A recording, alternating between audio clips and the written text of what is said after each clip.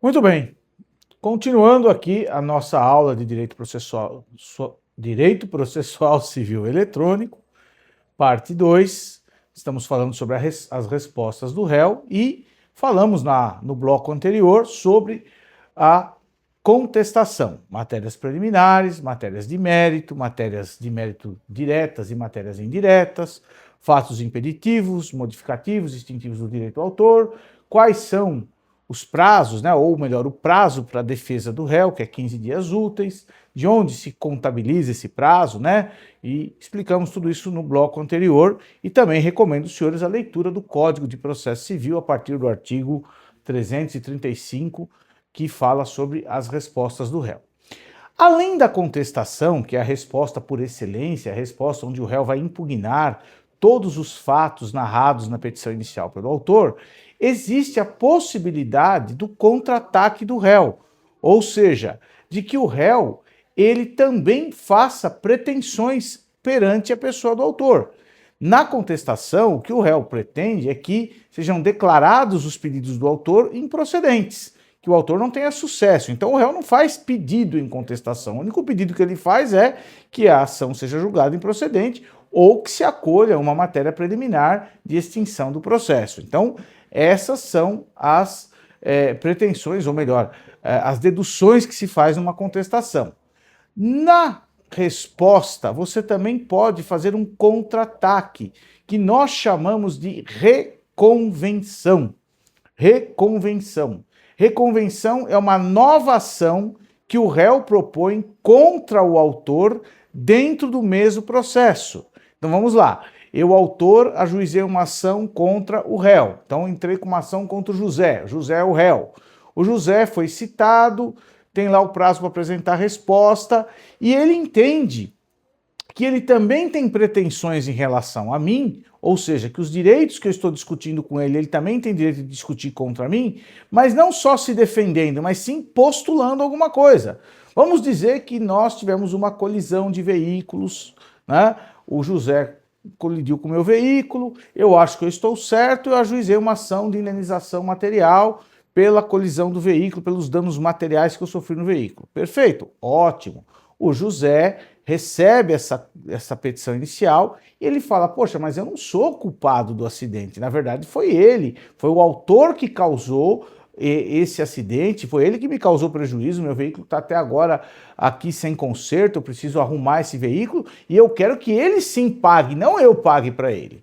Então o que ele vai fazer? Ele vai apresentar uma defesa alegando toda a matéria de mérito, como nós explicamos no bloco passado, explicando, olha, eu realmente tive um acidente automobilístico com o autor alega que ele foi inocente no acidente, que eu fui o causador, mas eu tenho provas que eu não fui. Então ele apresenta a sua defesa, ele pode apresentar até uma matéria preliminar ali, pode apresentar, enfim, aquilo que ele entende que é contrário à minha pretensão, mas ele vai formular um pedido. Esse pedido que ele vai formular não é na contestação, e sim na reconvenção, que é na mesma peça que ele apresenta a defesa. Então, ele primeiro apresenta toda a defesa de mérito, toda a defesa preliminar, conclui aquela defesa, e aí na mesma petição ele coloca reconvenção, ou seja, é uma nova petição que ele vai fazer no mesmo, na continuidade ali do texto,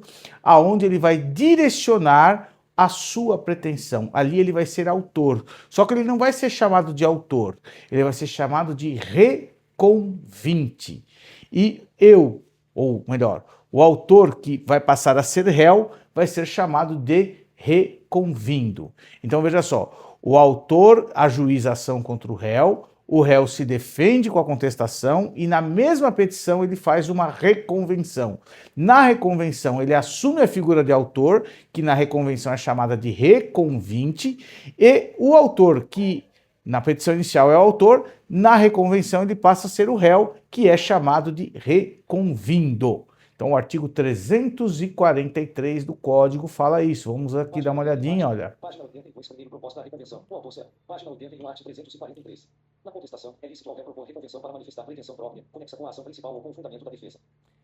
Na contestação, é lícito que o réu proponha pretensão própria que tenha conexão. Veja bem que a reconvenção, ela precisa encontrar conexão, ou seja, tem que ter a mesma causa de pedir ali, tem que ter os mesmos fundamentos que o autor da ação propôs na ação dele. Então eu não posso pleitear na reconvenção um direito que não tenha nada a ver com aquele direito que está sendo pleiteado na ação principal. Então vamos dar esse mesmo exemplo. O autor entrou com uma ação indenizatória por acidente de veículo e o réu faz uma reconvenção pleiteando um empréstimo. Vamos supor que ele tinha feito um empréstimo para o autor, pleiteando o pagamento de um empréstimo. Veja que não tem conexão uma coisa com a outra. Uma coisa é eu discutir o mesmo acidente, eu discutir a mesma situação, outra coisa é eu discutir uma ação que não tem nada a ver com a história, né? Então eu entrei com uma ação pedindo uma indenização, o réu reconvém, né? Ele faz a reconvenção, pleiteando lá uma resolução contratual de uma outra relação jurídica que eu tenho com ele. Quer dizer, uma coisa é uma coisa, outra coisa é outra coisa. Nós não podemos confundir os objetos. Então, a reconvenção é uma outra ação no mesmo processo. Então, eu vou ter um processo e duas ações, a ação principal do autor contra o réu e a reconvenção, que é do réu contra o autor, onde ele passa a ser reconvinte e eu reconvindo. No caso, eu estou falando, eu dei o exemplo aqui para os senhores entenderem, correto? Muito bem. A reconvenção, ela vai ter que seguir os mesmos elementos de uma petição inicial. Aonde estão esses elementos? Onde estão esses requisitos? Lá no artigo 319 do CPC, que nós estudamos. Então tem que ser o mesmo juízo competente, tem que fazer a qualificação das partes, tem que ter os fatos e os fundamentos jurídicos, igual a uma petição inicial. Ou seja, o autor fez todos os requisitos na sua petição inicial e o réu reconvinte vai fazer cumprir todos os requisitos da petição inicial. Uma vez apresentada a reconvenção, o que o juiz vai determinar? Que o autor seja intimado na pessoa do seu advogado, ou seja, não vai haver uma citação, vai ser a intimação. Então tome cuidado para não se confundir. Quando eu entro com a ação como autor, eu peço a citação do réu. Quando o réu faz a reconvenção contra o autor, ele pede a intimação do reconvindo, ou seja, o advogado do autor é que é o responsável para receber aquela intimação. E aí o juiz ele fala muitas vezes da seguinte forma, quando ele recebe essa contestação junto com a reconvenção.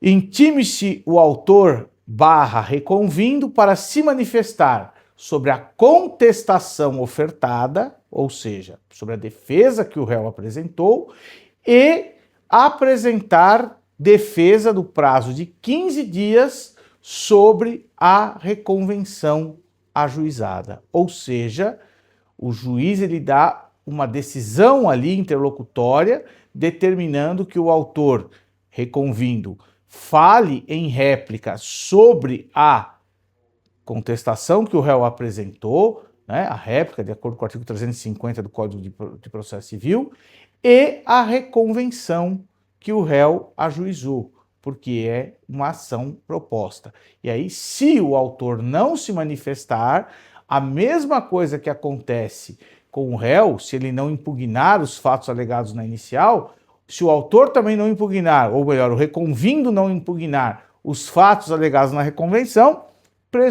presumir-se-ão como verdadeiros esses fatos. Então, muitas vezes, o advogado ele tem que ter muita habilidade, ele tem que ter muita atenção, porque às vezes ele fala tudo lá na contestação, tal, ele fala na réplica o que o réu falou na contestação, mas ele esquece de impugnar os fatos que estão na reconvenção. Ele vai prejudicar o cliente dele. Então tem que ter muita atenção quando há uma reconvenção, tá? Vamos lá. Página 82, primeiro proposta da reconvenção. O autor será intimado, na pessoa de seu advogado, para apresentar resposta no prazo de 15 dias. Segundo a desistência da ação ou a ocorrência de causa extintiva que impeça o exame de seu mérito, não está o procedimento do processo quanto à reconvenção. Necessariamente, se a ação que o autor propôs foi extinta, vamos supor que o réu alegou lá uma preliminar que extinguiu o processo em relação à ação principal, que é a ação que o autor propôs. Ou ele apresentou na matéria de mérito um fato extintivo do direito do autor. Olha, esse fato aqui está prescrito. Necessariamente do autor pode estar prescrito, mas o do réu não. Então, pode acontecer do juiz julgar improcedente a ação que o autor ingressou em face do réu e julgar procedente a reconvenção que o reconvinte ajuizou em face do reconvindo. Então, isso pode acontecer, ok? Então, é possível que isso aconteça. Terceiro, a reconvenção pode ser proposta contra o autor em terceiro.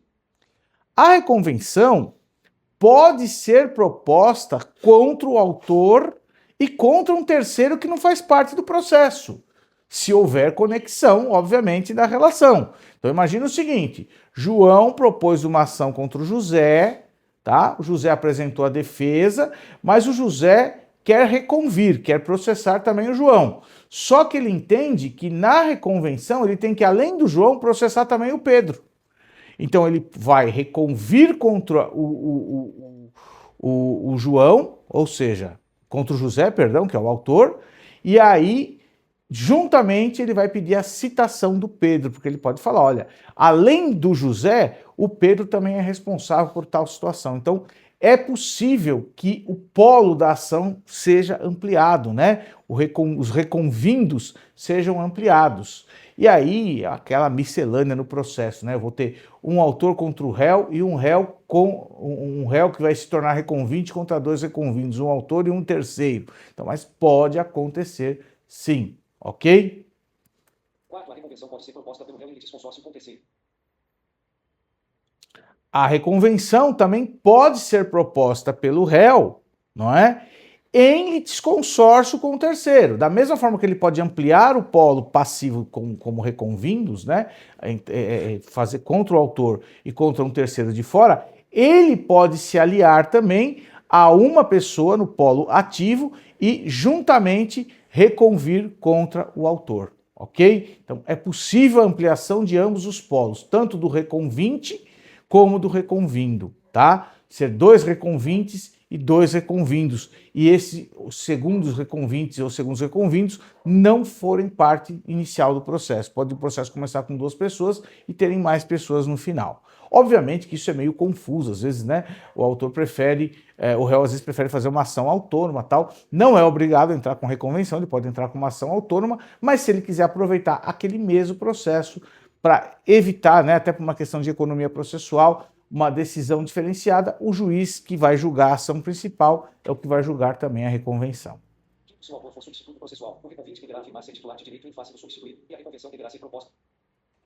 Sexto, o réu pode propor reconvenção independentemente de oferecer contestação. O réu pode propor reconvenção independentemente da contestação. Ele pode achar que a reconvenção é o suficiente para ele ajuizar. Obviamente que nós não recomendamos que isso seja feito. É importante que o réu ele apresente a defesa, porque se ele não apresentar a defesa, vão ser presumidos os fatos alegados pelo autor. Mas, às vezes, ele vê que a defesa, a petição inicial está tão fraca, está tão sem argumentos, que ele apresenta só a reconvenção. Repito, não é recomendável que isso seja feito. É importante que ele se defenda e que ele faça o contra-ataque. Ele só fazer o contra-ataque sem se defender, ele corre o risco de tomar uma condenação ali, de tomar uma procedência da ação por não impugnar os fatos alegados pelo autor na sua petição inicial. Muito bem. Vencida essa parte, então vou recapitular aqui para os senhores terem com bastante tranquilidade. Respostas do réu, quais são? Contestação e reconvenção. Contestação, matéria de defesa aonde o réu se defende com matérias preliminares e matérias de mérito. Matérias de mérito podem ser diretas ou indiretas. Pode o réu, além de se defender, contra-atacar o autor por meio da reconvenção. Reconvenção é uma petição inicial, é uma nova ação feita no mesmo processo. O réu passa a ser reconvinte e o autor passa a ser reconvindo, ok? O juiz, no final da demanda, vai julgar as duas ações. Ele pode julgar procedente a ação do autor e improcedente a ação do réu, pode julgar parcialmente procedente a ação do autor e parcialmente procedente a ação do réu, e assim a reconvenção do réu, e assim sucessivamente, ok? Bom, agora nós vamos falar de um outro instituto, que é o Instituto da Revelia. revelia. Artigo 344 do Código de Processo Civil. Vamos ler aqui o artigo 344, se eles leiam aí na casa dos senhores, vamos lá. 344. Se o réu não contestar a ação, será considerado devendo presumir ser verdadeiras as alegações de fato formuladas pelo autor. Se o réu não contestar a ação, ou seja, se ele não apresentar a sua defesa na forma de contestação, serão presumidos como verdadeiros os fatos alegados pelo autor. Isso nós já falamos desde o início. Mesmo que o réu conteste a ação, ele precisa impugnar todos os fatos que o autor apresentou.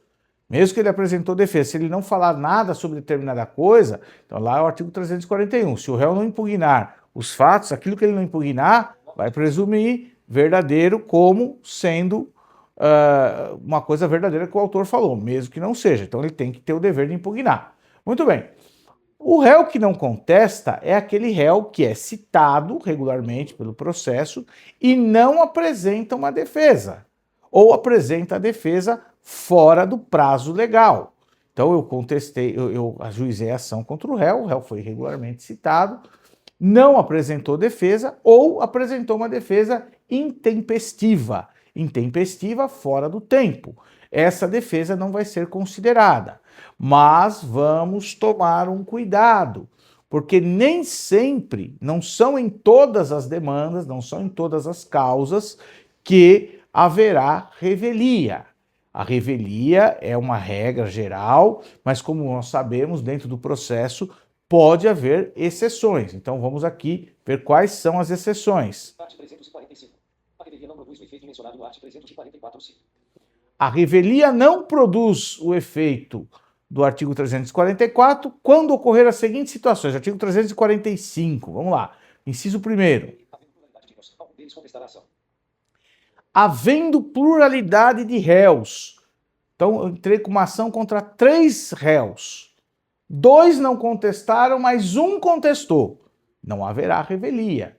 Ok? Então, nesse caso, mesmo que os réus não tenham contestado, os 3, só 1 contestou, a revelia não vai se aplicar nesse caso. Um deles contestou, então aplica-se, beneficia-se os outros 2 que se mantiveram ali contumazes na sua prática de não contestar. Muito bem.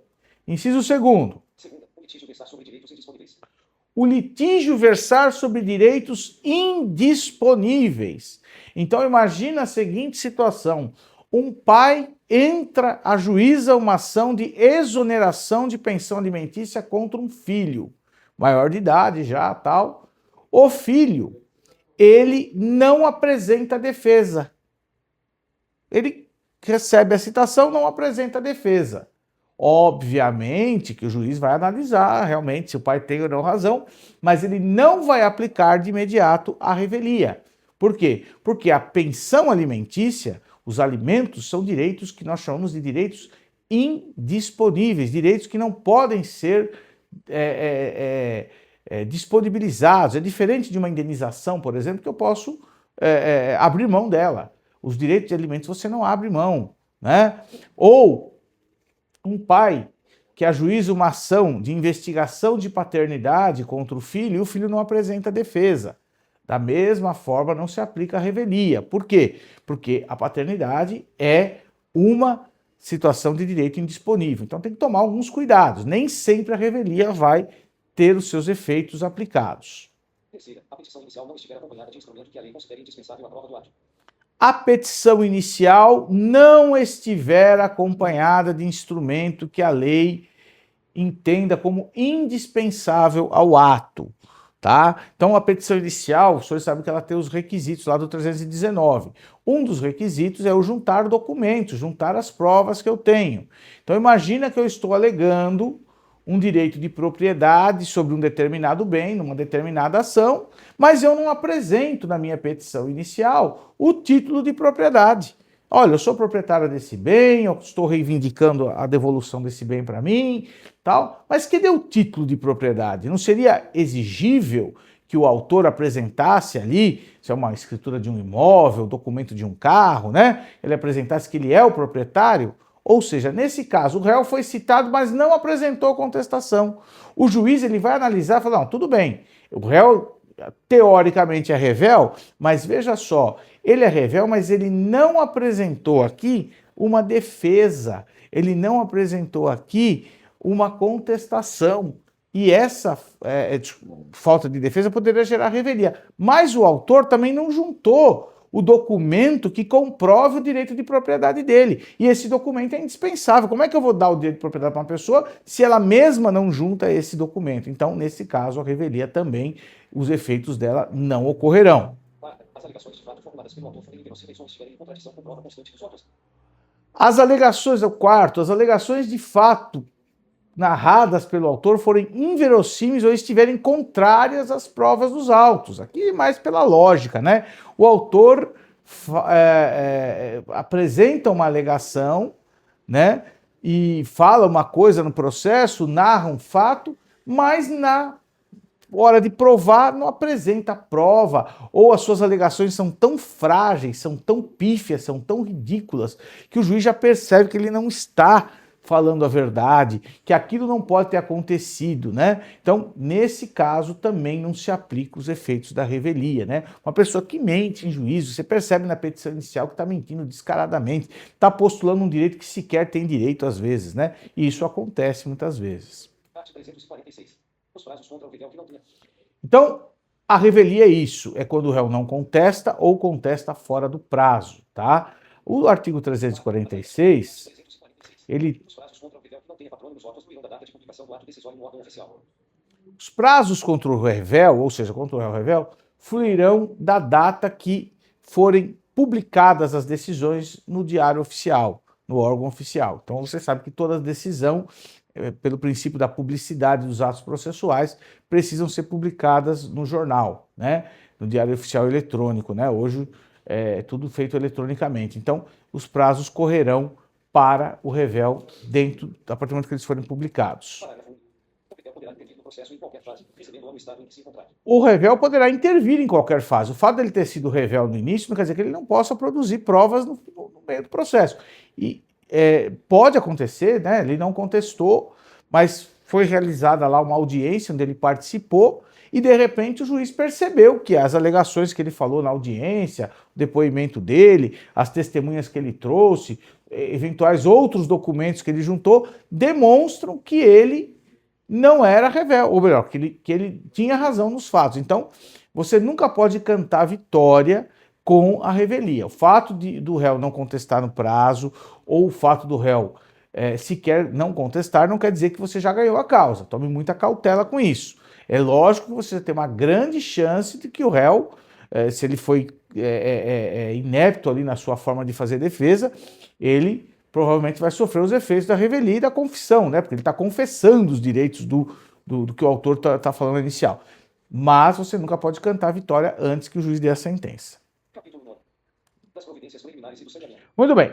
Aqui nós encerramos a fase postulatória. Então, resumo geral da fase postulatória.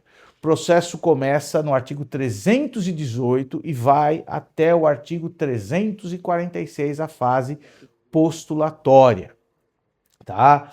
Depois nós vamos ter a fase ordinatória, daqui para frente a fase ordinatória, aonde o juiz vai sanear o processo, vai analisar o processo, mas isso é para a próxima aula, nós não vamos falar disso agora, tá? Nós vamos falar na próxima aula, quando nós estivermos com os senhores presencialmente. Muito bem, eu espero que esses 2 blocos de aula tenham sido suficientes para os senhores terem uma noção da fase postulatória. Muita coisa que eu falei aqui nós já tínhamos falado em sala de aula. Obviamente que aqui é um pouco mais rápido, a gente não fica aqui 3 horas falando, porque ninguém está perguntando nada, ninguém está fazendo nenhum tipo de questionamento, então a matéria vai fluindo. Obviamente que na próxima aula, não do dia 22, mas do dia 29, nós vamos fazer uma rápida recordação e vamos tirar todas as dúvidas que forem necessárias. Os senhores não sairão prejudicados com essa matéria, ok? Agradeço a atenção de todos, peço desculpa por alguma falha e espero que a aula tenha trazido aí os conhecimentos e as provocações necessárias para que os senhores ao menos leiam o Código de Processo Civil e o AVA, que lá tem toda a matéria já postada. Um abraço a todos do professor Orlando.